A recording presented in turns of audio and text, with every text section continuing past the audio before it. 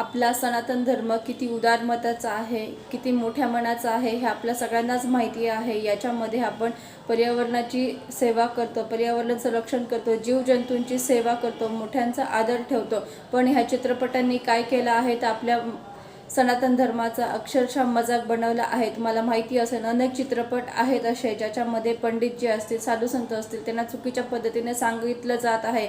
अगदीच न्यूजमध्ये देखील, बातम्यांमध्ये देखील साधू संतांवरती टीका केली जाते, अनेक चुकीच्या बातम्या सांगितल्या जातात। आता आसाराम बापूंचं ऐका ना, ते मुळामध्ये कसे आहेत आणि त्यांना कसं दाखवलं गेलं, आपल्या मनामध्ये न्यूजच्या माध्यमातून, बातम्यांच्या माध्यमातून त्यांच्याविषयी विष कालवलं गेलं।